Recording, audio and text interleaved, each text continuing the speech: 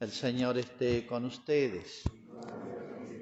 Evangelio de nuestro Señor Jesucristo según San Marcos. Jesús atravesaba la Galilea junto con sus discípulos y no quería que nadie lo supiera porque enseñaba y les decía: el Hijo del Hombre va a ser entregado en manos de los hombres, lo matarán y 3 días después de su muerte resucitará. Pero los discípulos no comprendían esto y temían hacerle preguntas. Llegaron a Cafarnaúm y una vez que estuvieron en la casa, les preguntó: ¿de qué hablaban en el camino? Ellos callaban, porque habían estado discutiendo sobre quién era el más grande. Entonces, sentándose, llamó a los 12 y les dijo: el que quiera ser el primero debe hacerse el último de todos y el servidor de todos. Después, tomando un niño, lo puso en medio de ellos y abrazándolo les dijo: el que recibe a uno de estos pequeños en mi nombre, me recibe a mí, y el que me recibe no es a mí al que recibe, sino a aquel que me ha enviado. Es palabra del Señor.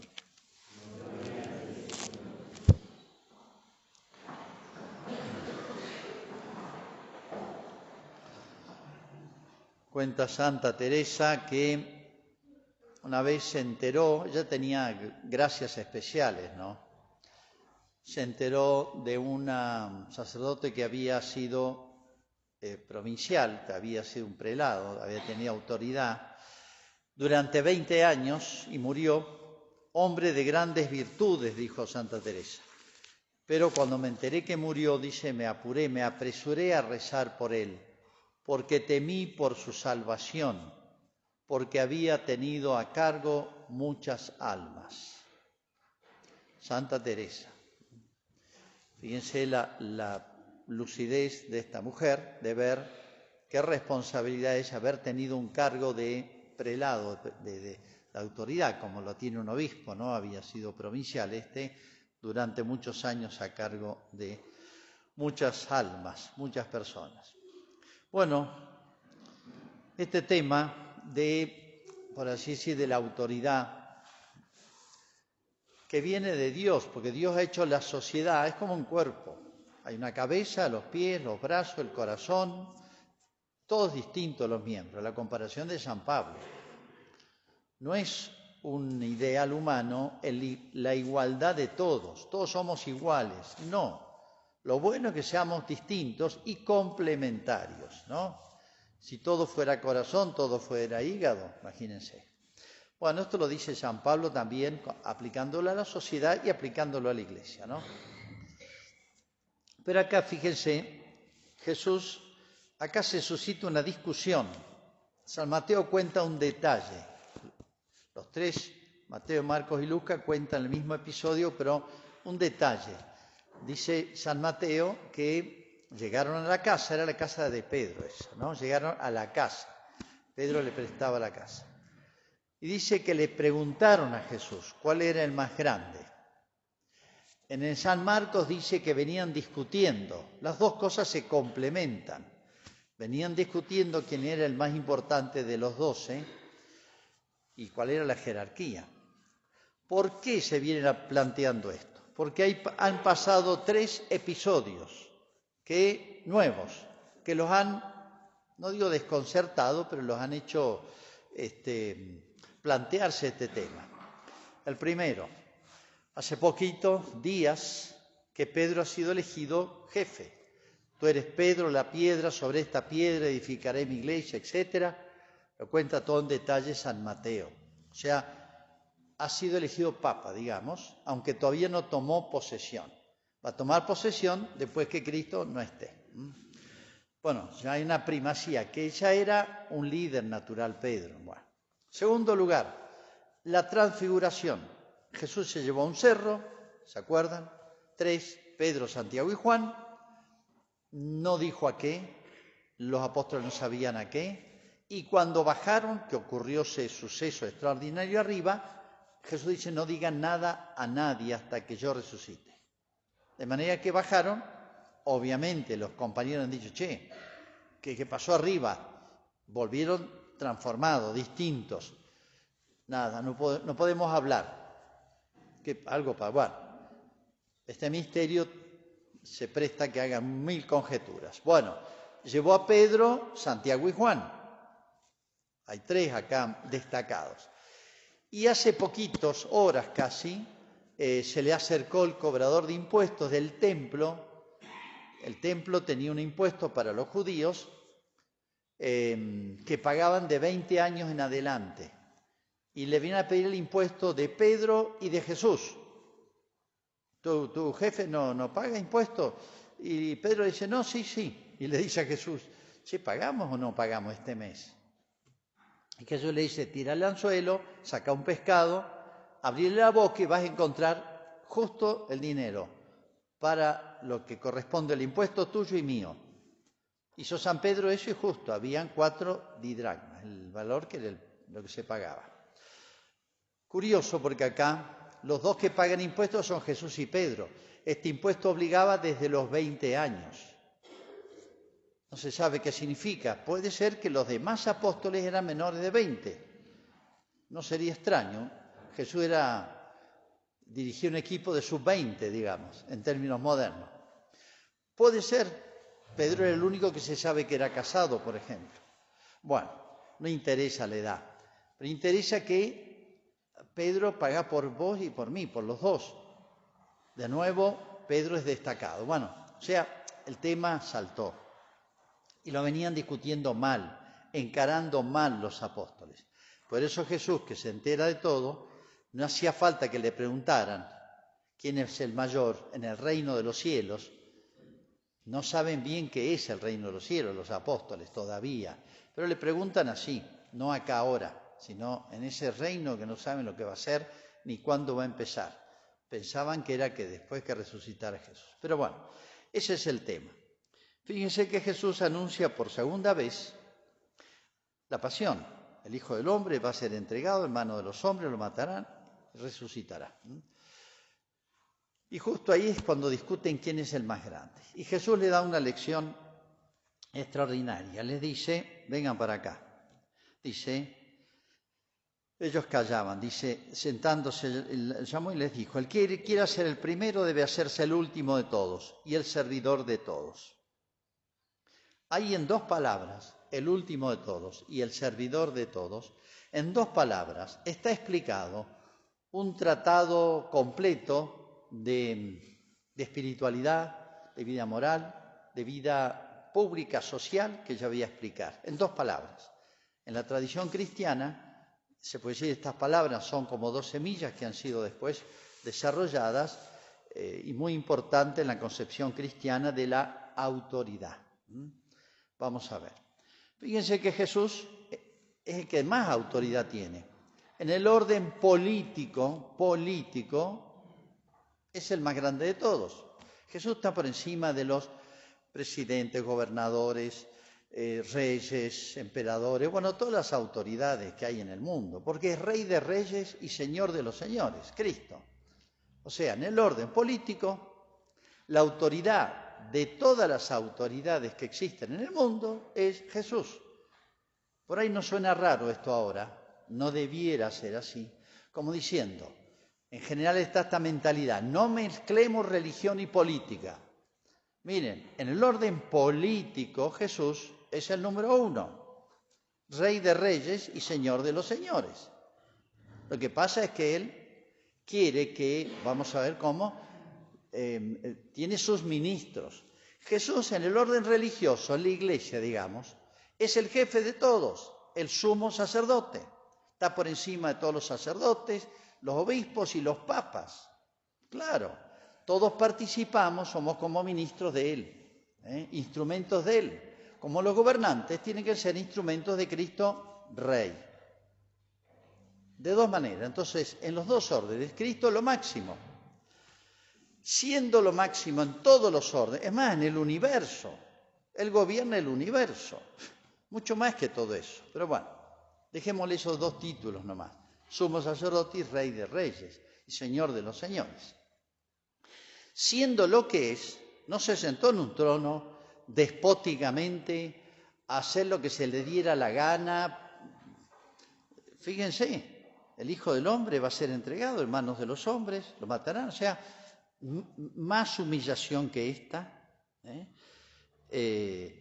más hacerse el último de todo, imposible.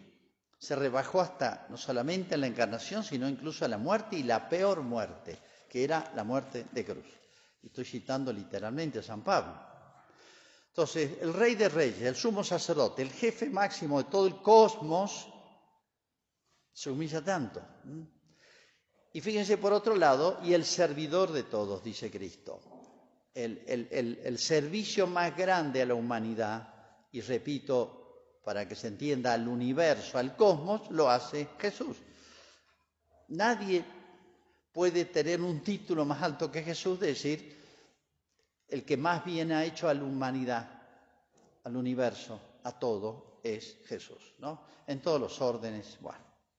Entonces, fíjense, el que tiene máxima autoridad da la impresión de que es el que más se humilla, se sacrifica, O sea, les está dando una lección de lo que debe ser la verdadera autoridad, y están planteando los apóstoles exactamente al revés. ¿Por qué? Fíjense, si escuchamos la carta de Santiago, dice esto. Dice, la sabiduría que viene de lo alto es pura, etc. Dice, ¿dónde vienen las luchas y querellas que hay entre ustedes? ¿No es precisamente las pasiones que combaten adentro nuestro, nuestros miembros? Ambicionan y no consiguen, desean, matan, envidian, etc. Combaten, se hacen la guerra. ¿Qué es lo que está diciendo Jesús? Ustedes buscan cargos. Ya Pedro es el jefe de un reino. Los apóstoles piensan en el imperio romano. Los apóstoles piensan en el imperio de Alejandro Magno. En eso están pensando los apóstoles. Entonces San Pedro, un emperador va a ser. O sea, están pensando en esos términos, aunque parezca extraño. Jesús está pensando totalmente en otra cosa. Pero fíjense entonces, es como si Jesús le dijera, bueno, el que quiera ocupar cargos de importancia está bien, porque se puede hacer más bien a la sociedad, como lo va a hacer Jesús en el más alto nivel. No está mal tener mayor importancia en la sociedad. Y hago una aclaración importante. Me estoy refiriendo a todos los órdenes. A una familia, papá y mamá son más que los hijos. Hay una autoridad que debe ser bien ejercida en la familia. En una escuela hay autoridad, debe ser bien ejercida. En una empresa hay autoridad. En un equipo de fútbol hay autoridad. En una sociedad política, en todos los lugares. Y no solamente me refiero a la autoridad en el sentido de aquel que debe mandar, sino digo aquel que influye. Aquella persona que es un gran empresario tiene autoridad. Aquel que tenga influjo en los medios de comunicación tiene autoridad. Y cuando hay autoridad, tiene responsabilidad muy grande. ¿Y qué es lo que le está diciendo Jesús? ¿Y qué nos dice el apóstol Santiago? Miren, la frase que es de la Escritura, lo traduzco o lo explico con una frase de la Escritura. Cuanto más grande eres, más debes humillarte. Cuanto más tiene uno de autoridad, porque es famoso, un cantante, un deportista, es famoso, habla, tiene 1000 micrófonos, o una persona tiene mucho poder económico en la sociedad, los hay. Soros maneja países enteros, o políticas culturales, educativas en países enteros, porque es una persona multimillonaria. Va a responder ante Dios, muy grave. Entonces, todo aquel que tiene autoridad no está mal. Aquel que tiene más en algo, en fama, en poder, en dinero, en influjo en la sociedad, etcétera, no está mal. Lo que dice Jesús es muy tentador. Tenés que ser, dicho en otras palabras, hay que ser muy humilde, hay que ser muy virtuoso para que ese lugar que ocupas en la sociedad no se transforme en algo absolutamente dañino y nocivo. Es lo que dice Santiago. es donde más y mejor trabaja el demonio. ¿Se acuerdan cuando lo tienta a Cristo? ¿Qué le dice el demonio a Cristo? Dice, le muestra los reinos de la tierra, no sabemos qué le mostró, y le dice, todo esto es mío, te lo daré, lo tienta a Cristo de poder, si postrándote me adoras. Es mentira, como siempre, mentira el demonio, no es que todo esto es mío, pero yo lo podemos traducir así, en donde hay más poder, más fama, más autoridad, etcétera, siempre está la tentación de una tentación muy especial, que es la soberbia. Y después de la soberbia puede venir la avaricia y puede venir la vanidad y puede venir muchas otras cosas. Hay que ser, en la medida en que uno esté más alto, tenga más influjo en la sociedad, puede hacer más bien, pero a su vez puede estar más tentado. Tiene que ser muy virtuoso. Entonces Cristo les está diciendo esto. Fenómeno, ¿quieren cargos altos? Ok, no hay problema, pero humíllense, como van a ver que vaya a ser yo. Y recién ahí, si no se humillan, no van a ser el servidor de todos. ¿Qué significa ser servidor de? Para un papá, una mamá, un director de una escuela, un diputado, un senador. Velar por el bien común de una familia, de una escuela, de una institución, de un municipio, de un país.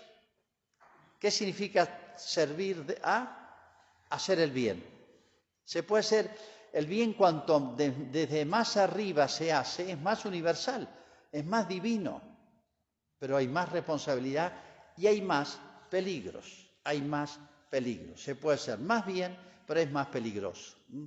Por eso Cristo dice, si ustedes nos humillan mucho, ¿qué es humillarse? Reconocer lo que somos, no agrandarse, que somos seres humanos, frágiles, débiles, y necesitamos la ayuda de Dios. Le está diciendo. Y ahí sí van a hacer el bien, si no van a hacer estragos, van a hacer daño. Y es una responsabilidad muy grande eso. Fíjense, les leo el texto de la sabiduría, porque Santiago cita, dice, la sabiduría que viene de lo alto es ante todo pura, pacífica, benévola, conciliadora, llena de misericordia, hace el bien, es imparcial. Leo un texto del libro de la sabiduría que tendría que estar en todas las oficinas públicas, en el Senado, en la Cámara de Diputados, en las oficinas de los gobernadores, presidentes, etc. Textualmente, capítulo 6 del libro de la sabiduría. Esto es un manualcito que en la antigüedad, cuando en la sociedad se recepcionaba mejor el Evangelio, influía mucho en la política y generó reyes santos, que hoy es impensable. Escuchen bien el texto. Escuchen, reyes, y comprendan. Texto del capítulo 6 del libro de la sabiduría. Escuchen, reyes, y comprendan. Aprendan, jueces de los confines de la tierra. Este libro se escribió poco después de las conquistas del gran, famoso Alejandro Magno, que deslumbró a todo el mundo y ocupó Israel, entre otras cosas, ¿no? Presten atención los que dominan multitudes y están orgullosos de esa muchedumbre de naciones. Alejandro Magno tenía el ejemplo fresco, porque este hombre en 8 o 10 años, era un joven de 30 años, conquistó el imperio más grande de la historia. O sea, este es el contexto en el que está escrito este libro. Porque el Señor les ha dado dominio, o sea, se los dio el Señor. Dice, y el poder lo han recibido del Altísimo. Toda autoridad viene de Dios, le dijo a Pilato, ¿se acuerdan? Toda autoridad viene de Dios. No es que Dios diga, vos tenés que gobernar, sino que la sociedad tiene que estar estructurada desde la familia hasta un país, y ese orden lo ha puesto Dios. ¿Quién lo va a ejercer? Es otra cosa. Sigo. El Señor les ha dado el dominio y el poder lo han recibido del Altísimo. Él examinará las obras de ustedes y juzgará sus designios, sus decisiones. Ya que ustedes, siendo ministros de su reino, sacerdotes, obispos, papas, legisladores, presidentes, gobernadores, lo que sean, de las Naciones Unidas, lo que sea, ustedes son ministros de su reino. el que está encima de todos. No han gobernado con rectitud, ni han respetado la ley, ni han obrado según la voluntad de Dios. Por eso Él caerá sobre ustedes de forma terrible y repentina, ya que un juicio inexorable espera a los que están arriba. Ya que un juicio inexorable espera a los que están puestos en autoridad. Esto lo conocían los apóstoles. Bueno, al pequeño por piedad se le perdona, pero los poderosos serán examinados con rigor, porque el Señor de todos no retrocede ante nadie, ni lo intimida la grandeza. Él hizo lo pequeño y lo grande, y cuida de todos por igual. Pero los poderosos serán severamente examinados por la responsabilidad que tienen, ¿no? A ustedes, soberanos, se dirigen mis palabras para que aprendan la sabiduría y no incurran en falta. O sea, Dios nos da la inteligencia, nos enseña para que hagamos bien lo que tenemos que hacer, estemos donde estemos, ¿no? Eso es lo que está diciendo. A ustedes se dirigen mis palabras para que aprendan la sabiduría y no incurran en falta, porque los que observen santamente las leyes santas serán reconocidos como santos. O sea, fíjense, acá está, por así decir, un pequeño tratadito, no sé si decir de política, sino que para todos los órdenes.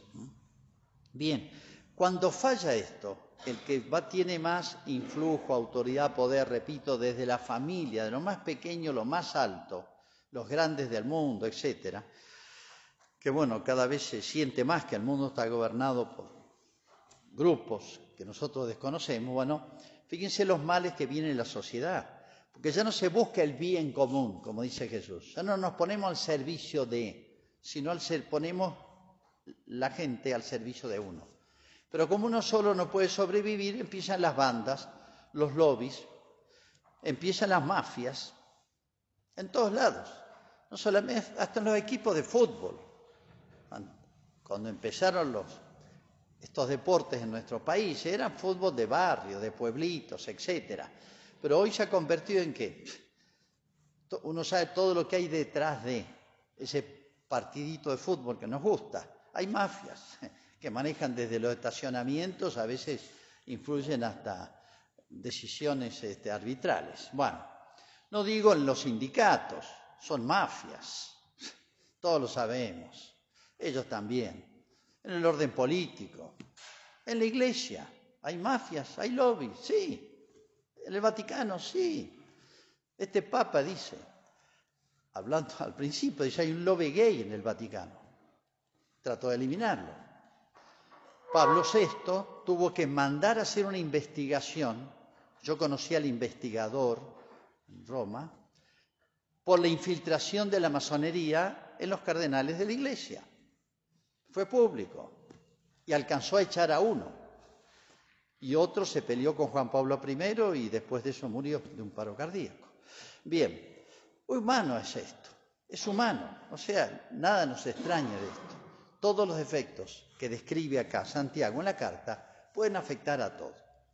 Por eso Cristo les advierte a los apóstoles, les da esta lección. Ustedes van a ser todos, los 12 apóstoles, van a fundar la iglesia.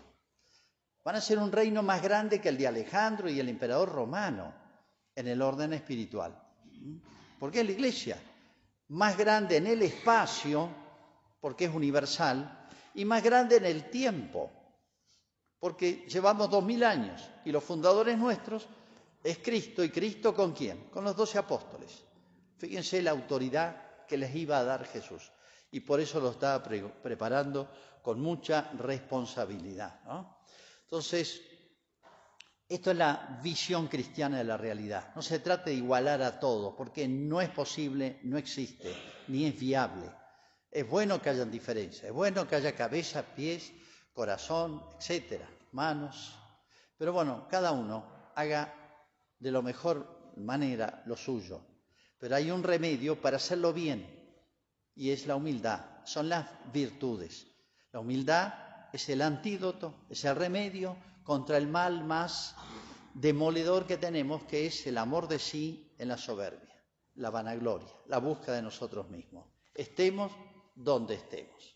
Eso es lo que les dice Cristo. ¿Quieren ser buenos servidores? ¿Quieren ser el buen pastor? Da la vida por las ovejas. No hace que las ovejas den la lana por él, sino da la vida por las ovejas. Fíjense en términos eclesiásticos cómo traduce esto que está diciendo Jesús de otra manera, ¿no?